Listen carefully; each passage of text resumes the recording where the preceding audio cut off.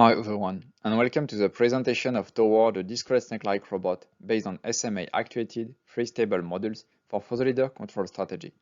My name is Benjamin Calmé, and this work was done with Lennart, Rubbert, and Yassine Haddab as a collaboration between Liam and iCube laboratories, and supported by the LabX Calmé.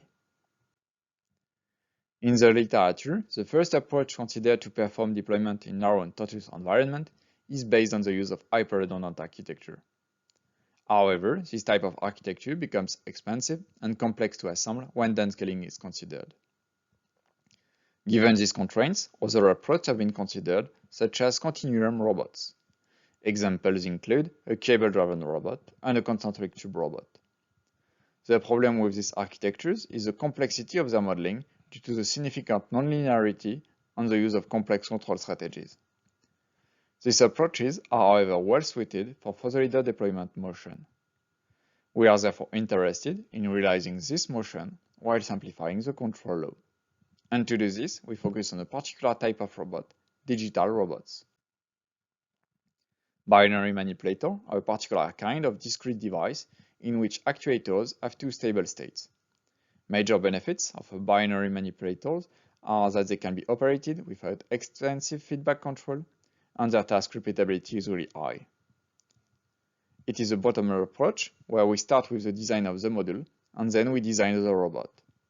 The problem is that two stable states are not an optimal solution when it comes to following a path. Indeed, it requires the use of two joints operating in opposition. Hence, our proposal to design a modular structure based on three-states module. Furthermore, the use of three-state module gives an advantage in terms of the number of configurations the robot can perform. For example, for a robot with 8 modules, there are 26 times more reachable configurations for a robot with three-state module. The module we are proposing consists of 3 parts, including 3 mechanisms. A free-stable mechanism to maintain the configuration, a positioning mechanism to orientate the module, and a coupling mechanism allowing to compensate parasitic motions and ensuring the good functioning of the module. We will start by presenting the positioning mechanism. This mechanism is designed to produce the alpha angle of the module. The kinematic model of half of the mechanism is illustrated to explain its operation. And this mechanism deforms under the effect of a force applied to the point C, thus deforming the structure so as to obtain the angle. In addition to this kinematic function, this mechanism ensures the load bearing of the weight of the upstream modules and the force coming from the environment.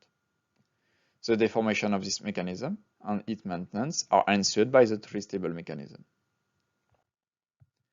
The free-stable mechanism is based on the combination of a bistable mechanism with pre-curved beams and a vertical beam fixed orthogonally.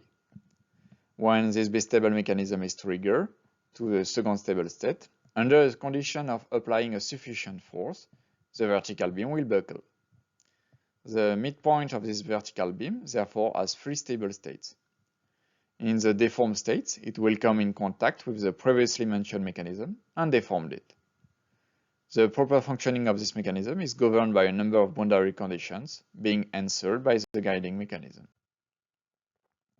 This guiding mechanism consists of 2 inverted parallel spring stages, and the assembly compensates the parasitic motions and increases the lifetime of the mechanism.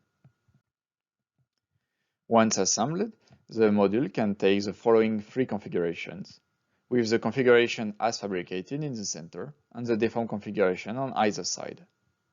The question is now how to operate this module, and to do this we have used shape memory alloy.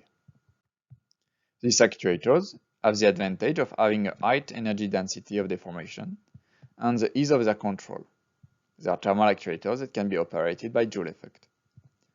The heated wire reduces its size and thus exerts a force to trigger the mechanism.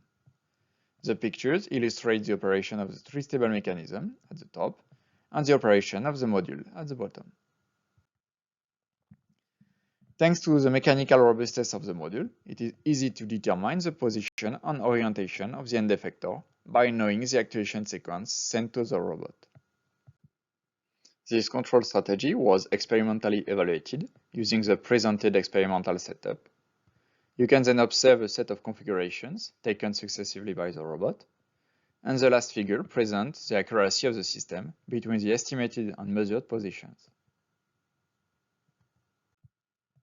For more information, I encourage you to read our paper, and I am available for further discussion at the conference.